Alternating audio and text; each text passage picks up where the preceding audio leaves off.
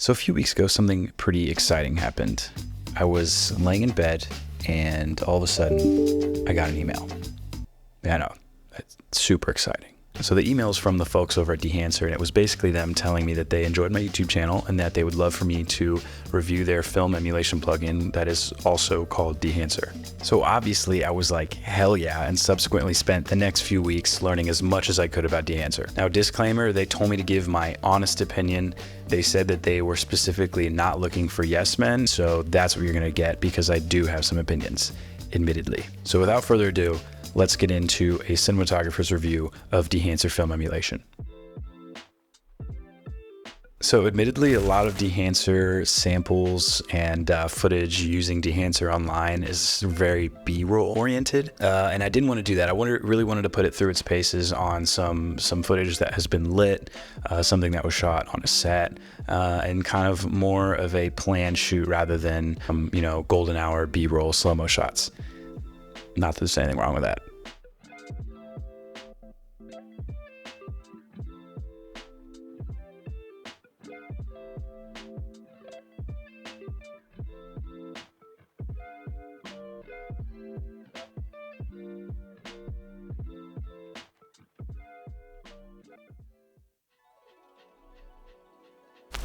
So to be completely honest, my first impressions of the plugin weren't the greatest.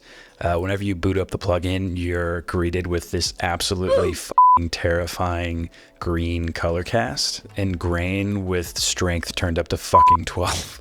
Oh my God. Now, fortunately, Dehancer has a lot of options of the types of footage you can put into it, but even when you use DaVinci Wide Gamut Intermediate, which is for a color managed workflow, you're still greeted with this really strong green tint that you have to correct out. And the only way to not get that green tint is to use one of their camera transforms, which you can do, but I found through my own testing that I prefer the transform of Resolve's color management system over their transform, so I just kind of had to live with this green color cast. I asked them if they recommend any specific method, and they said it's really up to the user, so that's up for you to test and try out. It's really easy to boot it up for the first time and become completely overwhelmed with the absolute plethora of customization options you have, which admittedly I was. I'm retarded? But that's when I dove headfirst into the manual to really try to get a grip on Dehancer as a plugin and see how the team over at Dehancer recommends we use the plugin. And of course, after reading the manual, doing some, deep dives, I started to become more and more comfortable pretty quickly with using the plugin and was getting way better images than I was when I had first slapped it on my footage. I'm not retarded. I'm a very special boy. Now, it's important to note that Dehancer offers the complete suite for characteristics of film within their film emulation. It's more than just, some shifts in color. There's things like grain, bloom, halation, gate weave, film breath, all these certain things that Dehancer offers to kind of make this a one-stop shop in terms of film emulation. You don't have to use Dehancer and then use another grain plugin. It's all in there. Everything you need is right there. Everything is also super customizable. You can adjust everything, or you can choose from their quick presets, which is pretty cool. Not to mention they have an absurd amount of film stock. In addition to film stock, they also have print stocks, so you can choose things like Fujifilm's print, Kodak's 2383 print. You could do like photo paper, glossy paper, Cineon film log. There's a lot of options here. But admittedly, I'm a cinematographer, and the one thing I was most interested in testing out was the Kodak Vision 3 film stock, the coveted film stock that's used all throughout Hollywood, and the look that everyone really tries to emulate the most when it comes to motion pictures and film emulation. So because of that, that's really what my review is going to be focused on, but just know there is a plethora of other film stocks that I'm not even mentioning, but they're all really good from what I've tested. So to cut to the chase, Dehancer offers a great Kodak Vision 3 film stock. Now, if you partner that with the Kodak 2383 print, which they recommend you do in the manual, you can get a super authentic, really cool cinematic film emulation. But that being said, it's not without some quirks. Right out the gate, if you put on the Vision 3 stock with the 2383 print on your footage, it's gonna crunch the out of your footage. Like, your contrast goes up to 1,000,000, and you really have to spend a lot of time finding ways to dial it back. Holy shit. Now, in the manual, Dehancer admits to all this and says that it's easy for it to be really intense at first, and they tell you that, you know, after you put on the emulation, to go to your expand column and adjust, you know, your black and white levels to make it look less contrasty, which does help. But still, out the gate, sometimes I was like, holy shit. It's so strong. The other thing is that it desaturates your image in a way, so you lose a bunch of the pop that you have to add back in. They have a color density option, which is subtractive saturation, which is really neat. And while it does increase, you know, perceptual saturation, it doesn't give you the pop. You got to add more saturation into it, which is fine. That's normal, but it does things to your image that might not be the most pleasing in order to get a very authentic film emulation, which is important to note because I'm going to come back to that later.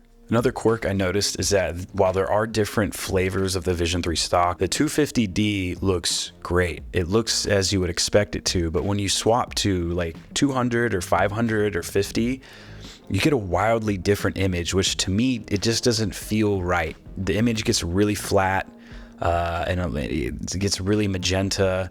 And from what I've seen, doesn't really feel like what the film would actually do. Granted, I'm gonna admit, I've never shot on real Kodak Vision 3 film, so I might be speaking out of place here, but just know that whenever you switch from 250 to like 200, it's a wildly different look. It's not just a slight adjustment in the way that the film responds. It's a wildly different look.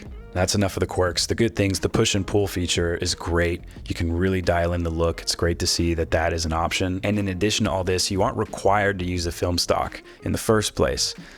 It might be too intense for your purposes, so you can actually disable the stock and just use a print. So you can just use the 2383 print, and it looks great. I've actually used it on some projects, and it turned out to where just using the 2383 print looked better than using the stock and the print combined. So that's just kind of another feature, is that you don't have to use a stock. You can use other aspects of the plugin on its own, and it still looks great. Now, the other aspects of the emulation, like bloom, grain, halation, all of that, it looks great, but you're probably gonna have to fine tune it a little bit. For my personal taste, I find that a lot of the presets are like turned to 12 in terms of strength and are too much. You have to dial a lot of this back. But for the most part, it looks good, and I think it just adds to a really good tool. I think Dehancer's a great tool. So some pros. Out the gate, I am a fan of Dehancer. I think it's great. I think it's a great tool to have in your arsenal, and I've been able to get some fantastic images using Dehancer with, you know, unforeseen levels of customizability that I haven't had before, which is awesome. It has all of the features you'd want in a film emulation, like I said earlier: grain, halation, bloom, gate weave, film breath, spit it out, whatever it is. In addition to that, the stock that I was most interested in using, which is the Vision 3 stock, looks great for the most part, and kind of noodling around with the other stocks, they look great too. They're the CineStyle, which looked really neat, a bunch of the other Kodak stocks, Fujifilm stocks. Basically, any real film stock is an option in Dehancer, which is fantastic. There is no shortage of options. That's for sure. Another pro, like I mentioned earlier, is that you don't have to use the film emulation in Dehancer. You can use other aspects of it. If you really like the grain in Dehancer, but have some look that you're working on that doesn't need film emulation, you can just use the grain. You can just use halation. I like to use the color density option because I really like subtractive saturation. I think it kind of adds a little bit more punch to color grades, so I use Dehancer for that occasionally where I don't need a film emulation.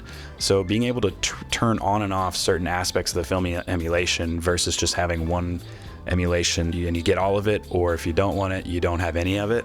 It's fantastic to just have the ability to trigger things on and off. Another pro is that you can export LUTs from Dehancer. So if you are working on a show LUT or just want to see what the film emulation would look like while you're shooting to be able to put it on a monitor, you can do that, which is a really neat feature. Also, there's a tab called film compression, which really brings down your like really high-end highlights. So it kind of gives it a more creamy, filmic-like tone, but also can protect some areas of your image that might be just about to be clipped. It brings them back down, and overall is just a really cool feature. I use that one a lot as well. So we can't have pros without cons. So now we'll get into some cons. Now, a lot of this will just kind of be rehashing what I've mentioned earlier, but the first con is the green color cast that you get with the DaVinci wide gamut transform. It's weird.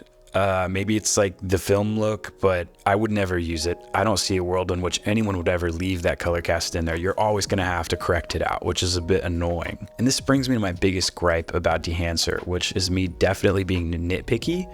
Dehancer comes on really strong at first. The minute you drop it on, it can be overwhelming, and you may find yourself spending a lot of time trying to unf your image. And that doesn't mean that Dehancer's ruining your image, but sometimes it's all dialed to 12 to really be like, see, it's film. Beautiful, beautiful cinema. And a lot of times you don't need that. You need it at like 6 or a 7. So instead of spending a lot of time being able to do like slight look adjustments and exposure adjustments when color grading, I find myself spending a lot of time finding ways to dial back what Dehancer does, which can be a bit of an annoyance. Now, when I was reading the manual, they said that they value the accuracy of emulating film. They want it to be an accurate emulation, which is a great strength for Dehancer because it is a very accurate emulation. But their strength can also be their weakness and their Achilles heel. It sometimes feels like whenever you throw in the film stocks, it adds like 100 points of contrast, and it's just crunches the shit out of your image, and you got to dial it way back. It's not all the time. Most of the time you'll use Dehancer and it works great. I don't know, some people say it's a one-stop shop. It's like the only thing you need to color grade and get cinematic images. I don't think that's the case, but Dehancer isn't claiming that, so this is all stupid. I don't even know what I'm talking about. So I guess what I'm trying to say is that sometimes accuracy isn't always the most pleasing option, and sometimes Dehancer shoots itself in the foot with how far they take their accuracy. So some final thoughts. I think Dehancer's great. Overall, I think it's a great tool, and while it's not the end-all be-all and the only tool you'll ever use to color grade, it is a fantastic tool, and I'll be definitely using a lot more of it. Also, in addition to the Resolve plugin, they also have an iPhone app which you can use. I personally haven't used it, but from what I've seen, it looks pretty cool, and it is cool to know that you can have film emulation in your pocket. And lastly, I think it is worth noting that Dehancer has a colorist awards competition that is currently going on. So if you want to test your chops and see how your color goes up against other colorists, the submissions are open and they close December 14th. And lastly, I would like to thank Dehancer for giving me the opportunity to review their product. Thank you, sir. I hope I wasn't too annoying or frustrating by, being a little nitpicky, admittedly. I just think it's a great program. So I just wanted to be honest about those things. But otherwise, it's a great software, and I'm definitely going to be using more of it. And I'm excited to learn more about it and become even more comfortable with using it. So yeah, this is probably going to be the last time a brand ever reaches out. But yeah, it was fun. So thanks for watching.